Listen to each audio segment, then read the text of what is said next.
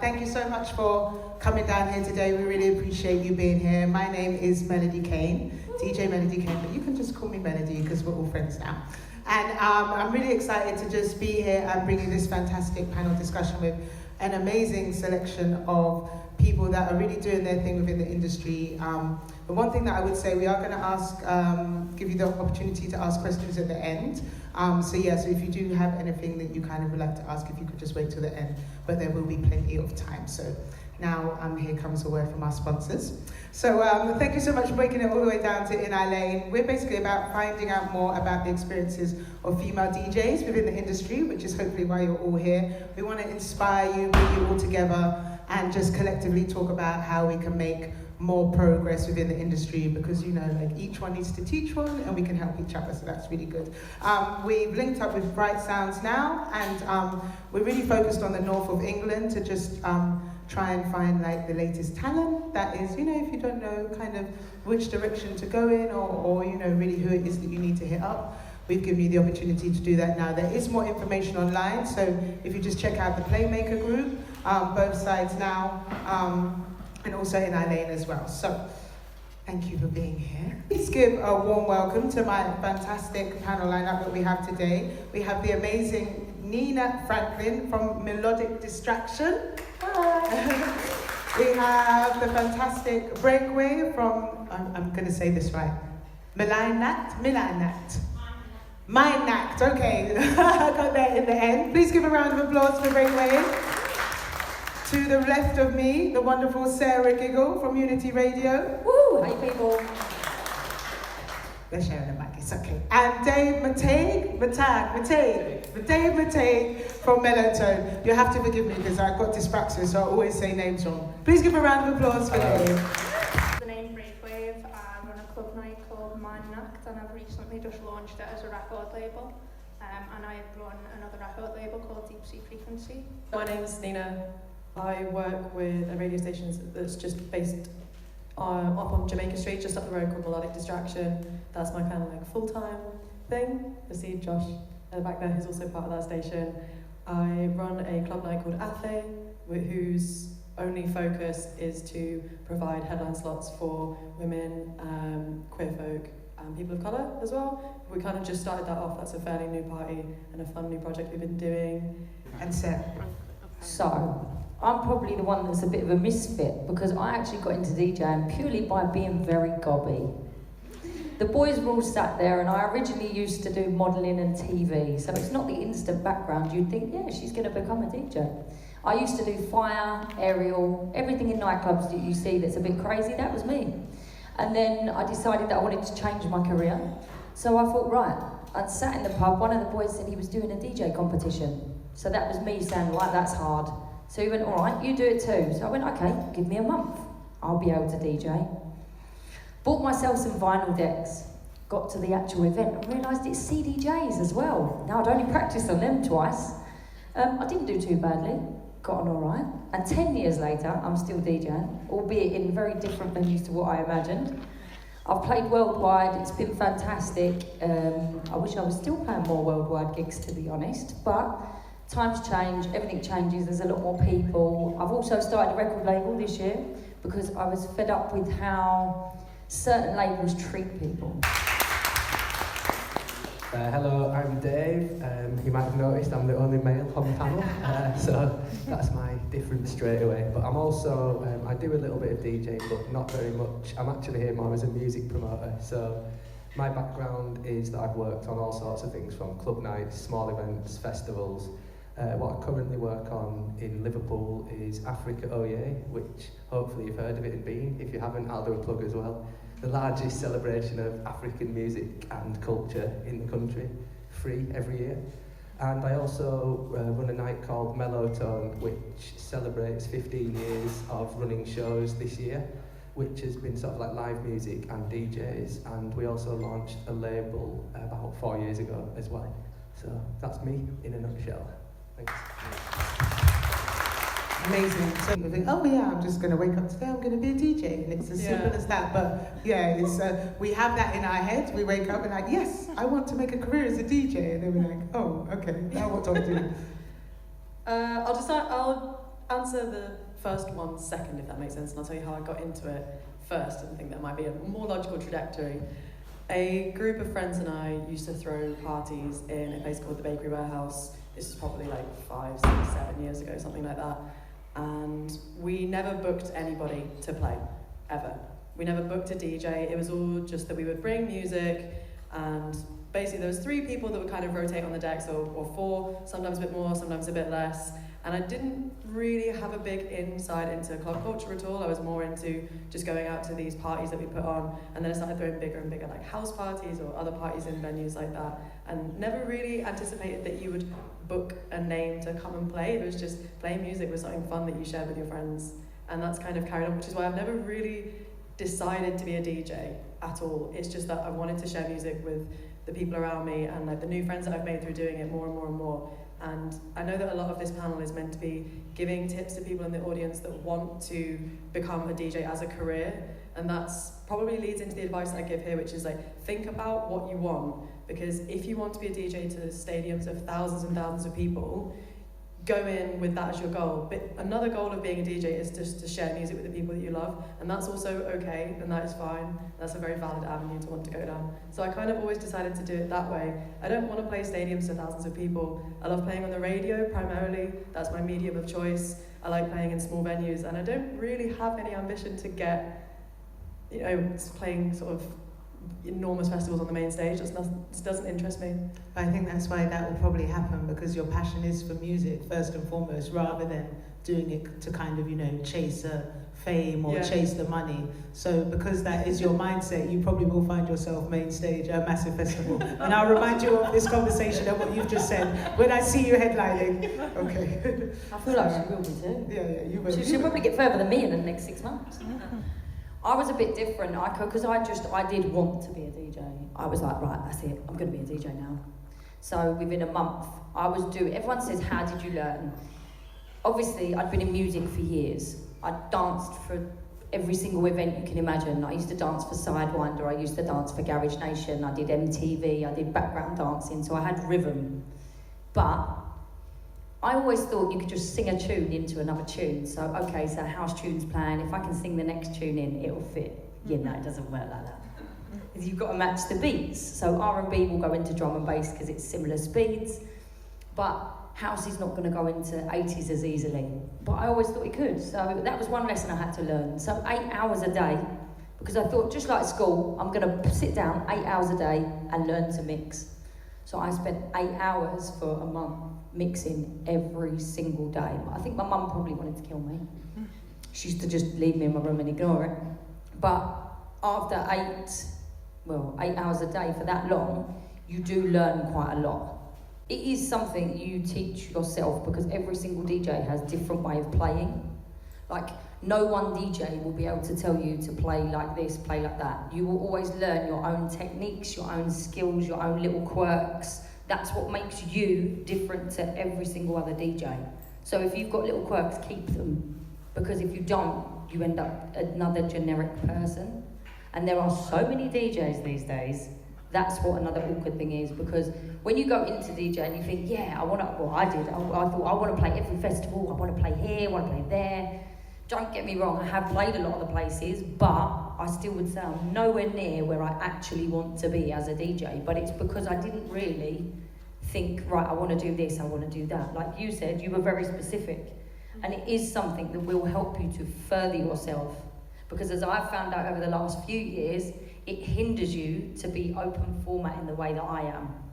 Because I've found it has hindered me a lot in the last few years. Don't get me wrong, I still DJ every week, and I love that, because I love music and seeing people happy. But the one thing I love is when you're watching a whole crowd and you drop the one tune that every single person in the crowd has a memory of, yet they're all different memories, but you can see everyone celebrate it by going, remembering the thought that they had when they heard the song the first time. And that's what I love. But it's not as easy as everybody thinks. It takes a long time to get the skills to do it all, and it takes a long time to progress to what you want from it. if you don't go in with a clear enough direction. Do you remember that moment when you got that first mix in time? I really remember that one moment where I'd been practicing for like months and months. I'd cried. I think a mixer had been thrown at the wall. I got so stressed. And I just remember that one moment, and it's like, you get a mix in time and it continues in time for more than 15 seconds. And it's the greatest feeling. If in doubt, take it out. Because there's nothing worse, and I'm going to say this in the nicest way, there's nothing worse than hearing it constantly be out. I've been in DC 10 and heard the headline act. Have it that out, it went back in again. And everyone was like that, seriously, but not being funny. Ibiza is a bit of a quirky place. People aren't exactly the straightest as we see. But only all the DJs looked at each other and went, seriously? It went out that much, it's come back in. We tend to do that in clubs, DJs. We all sort of, the other DJs will look at each other when the DJ that's playing, we're like, oh, okay, oh. So when you're actually booking DJs for your events, is gender something that you consider? Would you be mindful of the fact that you want to have a certain percentage of female DJs on your lineups, or is it something that you just don't really tend to think about? Well, it is, but I'll start with like a little anecdote, which wasn't to do with DJs, it was actually to do with live music. But I remember about 10 years ago, somebody once said to me that I supported women's music. And I'm sorry for anyone who's heard this story before, I might have told one of you before. But and they said, yeah, you really support women's music. And I was like, well, what's women's music? And that was the first time I'd actually considered it in that way. Because they said, oh, you book a lot of female artists on your shows. And my point was, well, if look at the population, of course I do. Do you know what I mean? But that was the first time I'd really sort of considered it. And after that happened, I started looking, and I noticed a lot of other people, and I was actually really shocked at how few women were represented in live music as well as DJs. But I'd say that looking at maybe the last 10, 20 years, I'd say that in a live context, that problem's been addressed more so than it has in a DJ context. I'd certainly say that. But yeah, in terms of booking, well, yeah, I think we try, and I don't do all the bookings for Africa but we always try and have a really strong female presence, and it's probably the last 3 or 4 years that we've noticed more and more DJs are applying to play, whereas 5 or 6 years ago we didn't really have many female DJs even applying to play the festival. So I'd say we've certainly noticed a movement towards more people wanting to DJ. I think, did you play this year, didn't you, Nina? Did you play this year, or last year? No, I was stage Boo. She doesn't like the main stage, remember that? Yeah, that's it. Speak to Paul. But this year, for example, we had a female DJ playing the main stage as well, and fantastic feedback. So I think there's definitely a move. So in 2016, the top 100 DJs in our favourite DJ magazine, DJ Mag, we always love the top 100 DJ, and whenever the top 100 DJs in DJ Mag comes out, I'm always like, oh, okay. And there was basically 3 female DJs in the top 100 DJs. Female DJs are still not getting the recognition when it comes to a magazine like DJ. Can I yeah, of course, Nina. I so can see Nina's ready to go. I went and did some homework, right? So okay, so there's DJ Mag, but in exactly the same thing. I went and put the words female DJ into YouTube, right? And so page 1, these are the results you get. Is it who I think it is? I'm going look for results from the whole first scroll. And then I typed in male DJ, and there's literally nothing, and the only things that came up were mixes in Hindi and Tamil for the keywords Malay Malay. Right, so we all know what to tag now. Tag yourself hashtag male DJ. Yeah, exactly, you come right to the top. I think it might cause questions. This is the thing with like the content, the representation of when you like anything that has like female DJ in front of it is so often prefaced with that. Well, it's kind of EDM orientated, like David Guetta, Tiesto, Cake Thrower. There's definitely like a lack of representation of genres, I would say, in DJ Mag. So from, you would very rarely see hip hop represented, UK music, you wouldn't see grime, you wouldn't really see so much house. You still don't. Primarily be EDM, and I think DJ Mag doesn't, again, I haven't read it for years, but it doesn't really represent the tastes of the UK when it comes to our musical requirements 100%. It very much just centres on kind of one genre and one type of consumer. So I think perhaps that is, maybe we've even answered the question ourselves, that's why there isn't more females in there, because it's only focusing on one type of consumer that is relevant to a very small proportion of people. I think it was also like a problem with women breaking into top tier talent as well, because obviously the rankings that you get in international magazines are the biggest DJs that are filling the largest clubs as well, and I think there's this position to try and keep women DJs as like sexualized novelties. That was kind of the point I was trying to say by my YouTube searching, and it's just such a shame because there's really, really good. I wonder if Annie Mac was in there. Tiffany, your problem was Annie Mac was recently in it, yeah. Annie Mac was in there. Yeah, so I think even with Annie Mac being in there, that is good. That shows progression in terms of Annie's very eclectic with her music that she plays, and she very much represents and supports all different genres, from hip hop to grime to house to drum and bass. So that's definitely a step forward in terms of it being more rounded. Yeah, I don't really have that much to say about that. I mean, I played at the awards last year, so I can see there's a lot of things changing within the industry. So that's a great thing in itself that you're actually playing there. DJing, I've been a full-time DJ for 14 years, and back when I first started DJing, there was no social media. Facebook had literally just started, so I started my hustle by recording mixtapes and standing outside clubs and giving out my CDs. But I very much had in my mindset then that, going down the sexy route wasn't really an option for me, because that just wasn't really who I was as a person anyway. And I kind of had my big hair and my wild clothes, and I was just kind of very flamboyant. And I think it's a thing of no matter. I truly honestly believe, because I 100% agree with the way that DJs are marketed. That it's very challenging. But the one thing that I would say to encourage you is that if your skill is undeniable, it kind of doesn't matter what you look like and what you're wearing. So I would say first and foremost, before you focus on what you're wearing, how you look, focus on your art, hone your craft. Because when your craft is impeccable, there's nothing that anybody can say to you. Your talent will speak for itself. So that's what people will judge you on. So yeah, I would 100% say that. We're always going to have to deal with these things, I think, in every industry, unfortunately, being women. The promo pics that I used to see when I first started was DJs that have CDs over their breasts. Have you seen my old pictures? Yeah, I have seen your pictures. I am talking about Sarah. So it wasn't far off, which is the worst thing about it. And so feather boas and sequin tops. So I'm still there. It's and I think that's the thing, which is fine, because then that you would get booked for your kind of the certain craziness. Nights that you would get booked for would be that kind of imagery, whereas I was saying you're very much a lot more serious in terms of the way that you present yourself for a different market.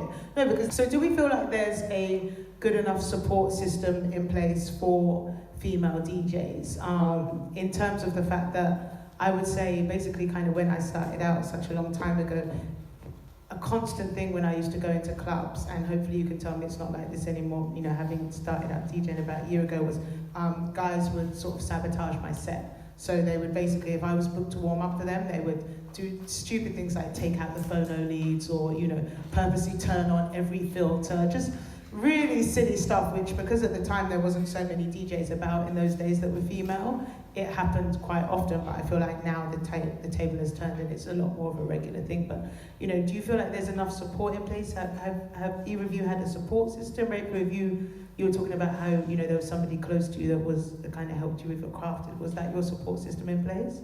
I think my support system. So I've got a residency at 24 Kitchen Street in Liverpool.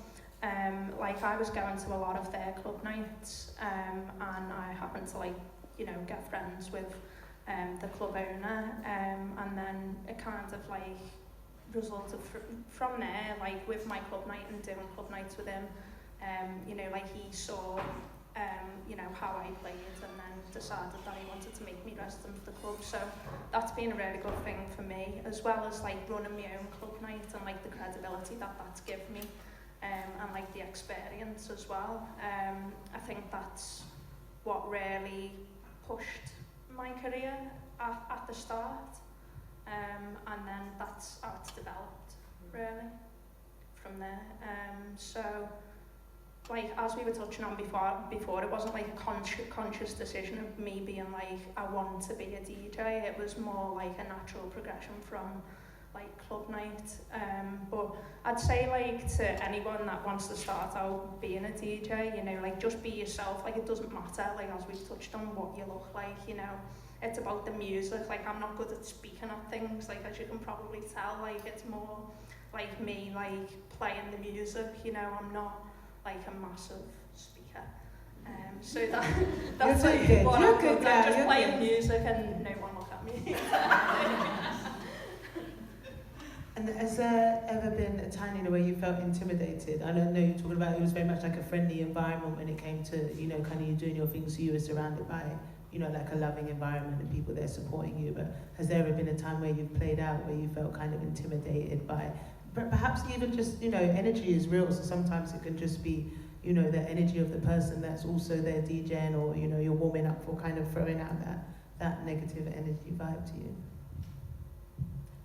Yes. Yes. I think you're always going to have times where you feel intimidated. That's kind of part of the nature of going into spaces that are very big and empty, that slowly fill up with people.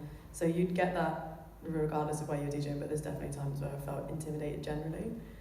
As like being a woman behind decks, I've had people set up equipment wrong for me and then be surprised when I call them out on it. Yeah. Things like that. It's all small things, and they're all like discrete, like case by case basis, and it's always going to be like a different thing each time.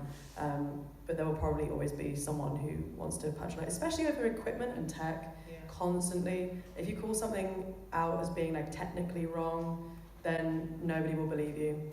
The sound engineers, it's a thing, ladies. I just need to speak to my ladies right here now and say that sound engineers, when you kind of call them out, so the DJ before you may have been playing and running it into the red, the sound guy won't say anything. This is what I've experienced, I'm sure all you ladies have as well. And then you'll start playing and it will slightly go into the red and the sound guy will run over and you'll say, okay, well, can you just put the amps up a little bit, because obviously, you know, it's going into the red, so let's even out the sound. And you'll be like, no, you're good. So I think there's a natural thing where you can be patronized because you're a woman, which is why I would always say, learn how to set up your equipment, and know and understand equipment is just as important as learning how to mix, is to really understand your equipment inside The other out. thing that I'd always try and do anytime I go into a venue is go and speak to the person doing the sound. Don't just like turn up and just sort of like expect to like swan on, like go and say, hi, I'm so-and-so, I'm DJing next. I promise I'll like keep it level, and and they'll normally give you a bit more room to play with as well if you do that, because they kind of, it's a respect thing. It's not just like women and men, it's also like sound people versus DJs. It's a bit of like a ruction there as well. They're normally frustrated DJs, so they all. Sorry to the sound guy that's in here, I'm sure you're not, you're cool. We'll all be humming in a minute. But, and then other things, I think it's more of a self-doubt thing that I believe is wrapped up in also knowing that there's like an extra layer of being a woman who DJs as well, which is when people invite me to do things, the kind of tick box I go through in my head is, are they just inviting me because they need a more diverse lineup and they actually hate everything I play? Are they just inviting me because they want to sleep with me?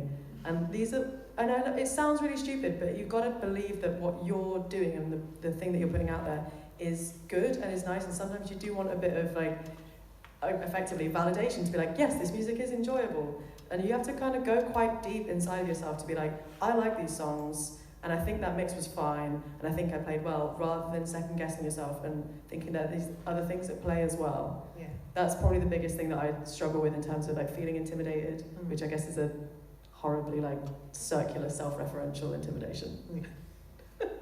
And so Dave, can I just ask you about if you feel, because you're saying that people would say to you, you're very much a supporter of women in music, but have you noticed any kind of support systems out there for female DJs, within kind of the club and promotional scene and events? Have you noticed that there's been any specific pushes or, groups to help support female DJs? Yeah, but I'd say only very recently, the last sort of maybe 2 or 3. I mean, some of the stuff that Nina's been doing, some of the stuff you've spoken about. I mean, things like the DJ Society. I'm assuming that when you went to that, it was pretty male dominated. Well, I actually set it up. So there you go, then you're like, right. It's all women. Oh, yeah. It was 2 females Fair enough. Then in that case, maybe. But what I did go to once was there was a sort of a network in Liverpool that was promoters and DJs, and I think it was probably over 90% male. Do you know what I mean? When I went to that, but I think some of the work that you've been doing, Nina, and there's some other promoters in Liverpool like Cisbis, for example, who've been putting all female lineups on. So I'd say certainly in the last few years, but I think, just echoing what some of the things you've said before, a bit longer ago than that, it was almost seen as a bit gimmicky or a bit, rather than actually taking it for the music, which is how it should have been. Amazing. And Can I just add something as well? Just some of the points you were saying about, I'd say not just about DJs, I'd say I've seen some of those things across not just the music industry, but loads of things where I've been in situations where I've been maybe with people and I know the tour manager's been a girl, but the people at the venue will come and ask me, because I'm the male in the group, and I'm like, no, that's who you need to speak to, but the sort of the default thing. So I think what Nina said again is go and introduce yourself to the people and almost make yourself be known, because one, you're going to get looked after in terms of the sound will probably be better, and you'll have a better relationship, but maybe just think that is the way that, if that is the way that people are going to behave, how can you almost get in there before that happens? But I've seen that on numerous occasions where... Kill them with kindness, I think, is the thing as well. People aren't expecting that. Being kind is always a good thing. And Sarah, do you feel like there's a stigma attached to DJing? Obviously, because you've been a full-time DJ for how many years? 10 years. For 10 years. 11 this year in August. So can you see the differences now compared to obviously when you first started out, and you're like, looking back, obviously it was a very different time then, there was a lot more stigma attached to it, yeah. Whereas now, do you feel like there's a lot less of that, it's more accepted now?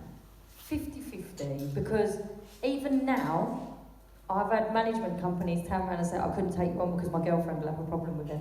Even in the last 3 years, and I'm like, okay, don't bother. But it's annoying, but you don't take from it a negative, take from it a positive and think, do you know what, I don't need you no more either. And I'm just going to do it myself. Everything I've done over 10 years, I've done myself. I've had agents for brief periods of time, but back in the day, it used to be a lot worse. Like you said, with the mixers and things like that. Nowadays, I think I intimidate them first. 3 things I think you should always do. You should always speak up for yourself. If you think something's wrong, just say it. Because what's the worst that's going to happen? They won't like you for that. Okay, fair enough, you don't want to work for them then. Just always speak up for yourself. Always ask. Because if you don't ask, you don't get or you don't know. You never actually know what might be the biggest opportunity for you. And always I'd say reach out. The one thing that I did when I first started DJing was I reached out to DJs that I admired. So I remember I sent a Facebook message to Nikki Beatnik and just asked her advice. And she's Khaleesi's DJ, and she, really doing her thing for a lot of years. And she messaged me back, gave me amazing advice. So always kind of reach out. Don't be scared to reach out to people and ask them to mentor and help you if that's what you want. So very quickly, Nina, just coming over to you. Can I say one thing there as well? Sorry, I was just going to say as well, just get used to people saying no and get used to doors being slammed in your face. And I'd say that as a man, but I'm sure it's probably even worse after what you've just said there. So I'd say just almost don't worry about that, because almost treat that as a positive. If that's a no, move on, because that's just, I'd say, the nature of just music in general anyway. There's more supply than the demand, so just you're going to have to keep chipping away. You've definitely got to have a thick skin and not take it personally. So we're going to open up to some questions now because we're running out of time, but I just want to ask Nina very quickly about radio opportunities. Do you feel like there's, in terms of females on radios, presenters, DJs, do you feel like it's easier to kind of get into radio DJing as a female as opposed to, the actual art of DJing out? Do you feel like there's more opportunities for presenters within radio? Well, thank you. I feel like everybody on the panel is probably quite cool, because you both radio people and also Breakaway also has a residency on NTS.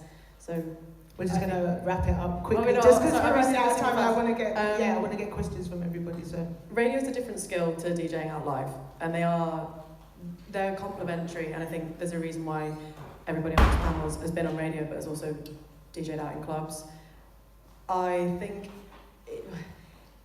I guess if we go with the stereotype of what women are, which are talkers, then I guess it's almost easier, because radio is about talking. Don't just play DJ mixes on your radio show, please.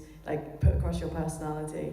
There is also a problem in the radio world as well, where radio is a different skill to DJing out live, and they're complementary. And I think there's a reason why everybody on these panels has been on radio, but has also DJed out in clubs.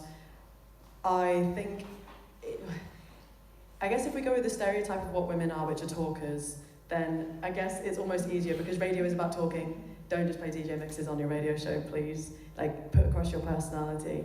There is also a problem in the radio world as well, where there's a bit of a dearth of women's presence, and you get relegated to things like Women's Hour and stuff like, you know.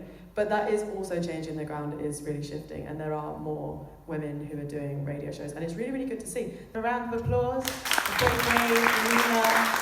Today. Can we just super quickly? Can you just give your social media accounts a break wave if you just want to give your social media? Like Instagram. Yeah. Whatever you want people like to. Breakwave DJ, Instagram, SoundCloud, Twitter, everything's the same.